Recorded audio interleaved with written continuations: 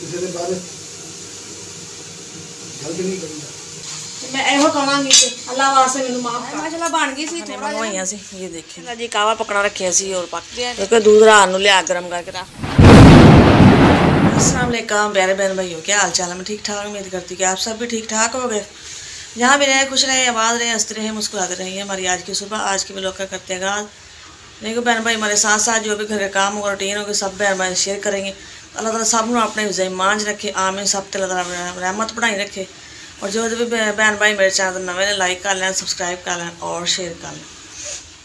तो जी माशाल्लाह नमाज़ पढ़ ली सी, सुबह का टाइम है और मैं बना लगी चाय। हम नाश्ता बनाने जी कावा पकड़ा रखे सी और पक गया ने और हुण दूध पाने जी। बिस्मिल्लाहिर्रहमानिर्रहीम। क्योंकि दूध रात नूं लिया गरम करके रख लईदा है, सुबह काफ़ी देर ना फिर मिलता है। और बच्चों ने ट्यूशन भी जाना होंदा और फिर नाश्ता देना होंदा, नदीम दवाई टाइम ना देनी होंदी है। फिर इस वास्ते फिर रात में लिया गरम करके और फिर पानी च रख लेनी, क्योंकि भी डर खराब ना हो जाए। कि फ्रिज है वा, अल्लाह का शुक्र है कि नहीं अजे तो खराब नहीं होंदा और ना ही होवे। माशाल्लाह जी चाह बन गई है। तो जी माशाल्लाह मुनीब भी आ गए और बाकर खाने मंगवाइया सी। ये देखे जी बाकर खाने लैके आ गए ने और हुण माने जी चाय च बाकर खाने। तो जी माशाल्लाह मैं हम बाकर खानी मैं थोड़ी चूड़ा कर लीए, तोड़ लिए इनू और चाह पा के थोड़ी देर रख देंगे ना, फिर नरम हो जाएगी। थोड़ी सख्त होंगी है ना बाकर खानी, और फिर गरम गरम चाय पा के रख दो, थोड़ी देर तक नरम हो जाती है, फिर आसानी ना खाधी जाती है। अज मुनीब कह रहे मम्मा बाकर खानी खानी है। चलो मैं थोड़ी मर्जी जो दिल करता तुम ले आओ, केक खाने केक ले आओ, बाकर खाने खाने बाकर खाने ले आओ। फिर अज बाकर खाने ले आई। चलो जी अज का नाश्ता कर लेने हैं जी। चाय माशाल्लाह बन गई सी, थोड़ा जहा ना मिठा हल्का सी, वो फिर मैं मिठा पा के मैं जरा ना हिला लवा, मिक्स हो जाएगा। क्योंकि ये ना मिठा थोड़ा तेज़ हो ना फिर सही लगती है। बिस्मिल्लाहिर्रहमानिर्रहीम। फिक्की फिक्की होंगी है ना बाकर खाने, और चाय मिठा थोड़ा तेज़ पा लेता है। बिस्मिल्लाहिर्रहमानिर्रहीम। माशाल्लाह जी इकरा और मुनीब बैठ गए ने और नाश्ता करने लगे ने। हाँ जी अंकल आंटी अस्सलाम वालेकुम। अंकल आंटी अस्सलाम वालेकुम। अंकल आंटी हमारे साथ आपका नाश्ता करिए। अंकल आंटी आप ना हमारे साथ नाश्ता करिए। तो जी माशाल्लाह बहन भाइयों इकरा और मुनीब कह रहे हैं कि आ जाए और साढ़े नाल आके तुसी भी नाश्ता करें। सुबह का टाइम है जी, आ जाए प्यारे बहन भाइयों माशाल्लाह जी आके नाश्ता करें। जी माशाल्लाह नाश्ता कर लिया सी और मैं क्या मैं हूँ किचन की सफाई कर लवां, बर्तन इकट्ठे करते हैं और धोने हैं। ठंडे ठंडे काम हो जाता ना पूर्ण। और जी माशाल्लाह बकरा भी कर रहा है जी नाश्ता, दाना अपना खा रहा है जी।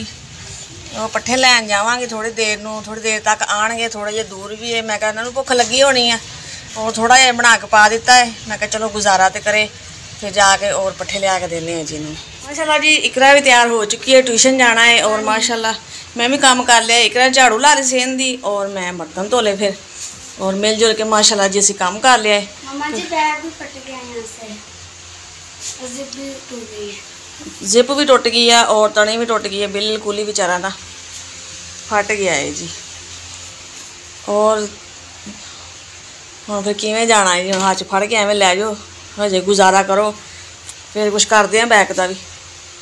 हाँ सही। और सुबह माशाल्लाह जी 5 बजे उठ जाइदा है, जिमें अजान होंदी है नमाज का टाइम होंदा है। मतलब रात नूं नींद ही नहीं आती है जी, परेशानी के नाल ना पता नहीं कदों जाके नींद आती है। ਇਹੋ सोचा सोच टेंशन कदों सही होणगे, कदों काम ते जाणगे, कदों उठणगे, की करांगे। बहुत परेशानी है। बस अल्लाह ताला सब दी परेशानियां दूर करे और साडी परेशानी दूर करे। उधर वे के बच्चे भी जाहिर है परेशान, सारे परेशान। बस जे अल्लाह के दुआ कर ला जल्दी जल्दी सेहत देवे इन्हों। और टाइम ना माशाल्लाह अख खुल जाती, नमाज के टाइम नमाज पढ़ी दी है, फिर इकरा भी नाल उठ जाती मेरे और नमाज पढ़ते हैं। उठ के फिर ये नाश्ता करके ना टाइम होंदा इन्हां दा 8 बजे का, और माशाल्लाह उन्नी देर तक 2-3 घंटे का टाइम होंदा है और नाश्ता भी हो जाता है और सारा घर का माशाल्लाह जी काम भी कर लईदा है। चलो फिर तुसीं हुण चलो पढ़न। अज बहुत ज़्यादा गर्मी है और परेशानी बन गई। पक्खा टेबल जिहड़ा सी वो भी साडा सड़ गया है जी, रात का भी चलण है, चलदा चलदा बंद हो गया है। पता नहीं कि मोटर सड़ गई की बने और तो भी बह गए जी असीं गर्मी च। और पहले तो कमेंट आते थे गलत गलत और हुण तो कालां भी आन डै पियां, पता नहीं किहड़े किहड़े रोंग नंबर ने और धमकियां भी देंदे रहे जी। ਉਹ ਕਿਹੜਾ ਬੰਦਾ ਹੈ, ਕੌਣ ਹੈ, ਕਿਉਂ ਤੰਗ ਕਰਦਾ ਪਿਆ, ਅਸੀਂ ਉਹਨੂੰ ਕੀ ਕਹਿ ਰਹੇ ਹਾਂ। ਬਿਮਾਰ ਹੋਇਆ ਏ, 4-5 ਬੰਦੇ ਫੜ ਕੇ ਲੈ ਕੇ ਗਏ, ਰਕਸ਼ੇ 'ਚ ਪਾਇਆ। ਇਹ ਕਿਹੜਾ ਡਰਾਮਾ ਹੈ। ਅੱਲਾ ਮਾਫ करे, बाबे को गए ज़ईफ़ आदमी है, चिट्टी दाढ़ी ਉਹਦੀ ਉਮਰੇ ਉਹਨੇ ਕੀਤੇ माशाल्लाह, हज ਉਹਨੇ पढ़े ने। ਜ਼ਾਹਿਦ ਖਾਨ है नाम उन्होंने, हकीम है, जद्दी पुश्ती हकीम है, लकबे फालिज का इलाज करते हैं। और उन्हें वजाहत ना वीडियो च भी कहा वा कि अगे भी मामला बनया, तुसी दवाई नहीं पूरी ली, नहीं इलाज होया तो ये दवाई ने बीमारी ने जड़ बना ली अंदर, तुसी पूरा इलाज नहीं करा सके, आज मुकम्मल करवाओ तो इंशाअल्लाह सही हो जाएंगे। किवें इहदियां मालिशां होईयां उत्थे, अल्लाह माफ करे, 1.5-2 घंटे असीं उत्थे रहे, कोई हाल नहीं सी उत्थे। ते ऐसी ये बीमारी है कि इहदा नाम लैन तो भी असीं डरदे हां। अल्लाह मेरी तौबा, अल्लाह माफ करी, किसी ने वक्त ना विखाए जो मेरे ते वक्त आया है, लेकिन उन्होंने नहीं आती। अगर बहुती है मेरा वीर, बूहा खुले रात दिन जो मर्जी आ वेख सकता कि मंजे ते पिया, आ हथ बां काम करदी, सज्जा हथ का शुक्र है, बोलता भी है, गलबात करन लग गया, आसरा दे के बिठा दिता, हुण बैठ जाता है। लेकिन पता नहीं क्यों इन्हों वो गल नहीं आती, की कह सकती है।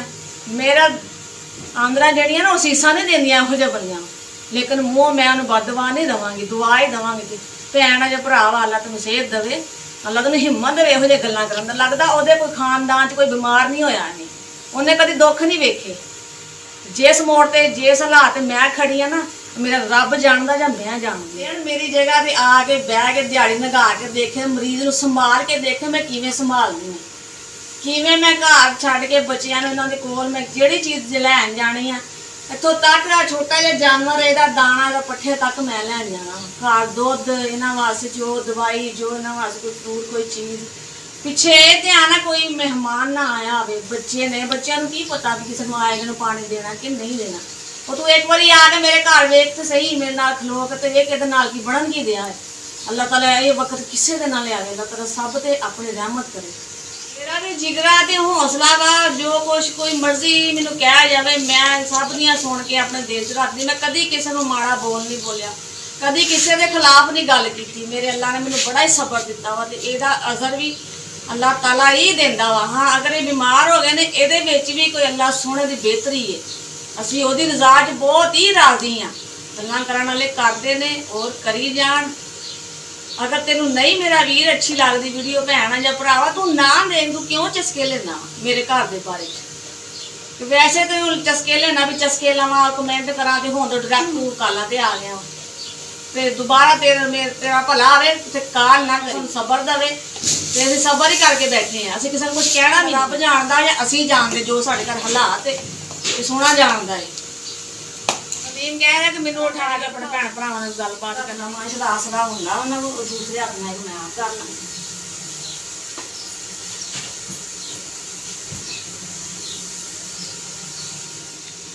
हाँ जी की कहना चाहती जी भैन भरावां? अब तो पहले जिहड़ा भी भैन भरा ना चुप कर दे, अल्लाह दा भला करे, किसी के बारे गलत नहीं करीदा। अभी लाठी बड़ी दे आवाज की, जिस मैं नहीं बोले ना ना इतना बोलो, इतना बोलिया नहीं जाता जो मूँह से ना बहुत फर्क पिया है, बोलो ना मूँह विंगा होंदा है। कह रहे कि रब की लाठी वाकई बड़ी बेआवाज आ, पता नहीं किधर से वाकई आनी है। असीं सब वास्ते फिर भी दुआ करते अल्लाह ताला सब नूं अपने हिफ्ज़ ईमान च रखे और इस बीमारी तो अल्लाह ताला दूर रखे। ये बीमारी का नाम भी लेने तो दिल नूं खिच पैंदी, ऐसी बीमारी है। बस तुसीं नाम नहीं बोले तो ना बोलो, जो कोई कहंदा ना, जिहड़े मेरे भैन भरा देखते हैं सानूं इन्नियां दुआवां देंदे, असीं उन्हां दा शुक्र अदा करदे कि इहो जिहे बंदे भी हुंदे ने जिहड़े गल्लां करदे ने।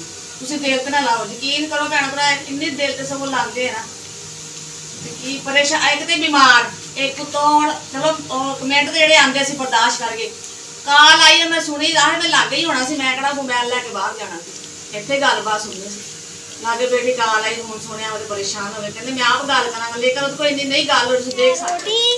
हाँ जी मुनीब ने मेरा नवा ही नां पा दिता जी, पहले मम्मा हुण मोम, नवे नवे नां पांदा मेरे। हाँ जी मैं माशाल्लाह बनाने लगी रोटी, तो दोपहर का हो गया जी टाइम। और पखा मैं क्या कोई मिस्त्री का पता करती है जानी है सद के लिया के विखानी है पखा भी इनू देखो खोल के भी मोटर तो नहीं कितने सड़ गई या की इनू होया क्यों बंद हो गया चलता चलता। ये भी हो सकता है कि लाइट बहुत ज़्यादा बंद होंगी है और किस टाइम आती है तो पूरी लाइट नहीं आती घट आती है झपके मारती शायद उसकी वजह ना कोई भी वो लाइट घट वध आई है ता करके भी हो सकता भी। चलो खाना बना के ना बच्चों दे के मैं पता करती मिस्त्री का। बिस्मिल्लाह।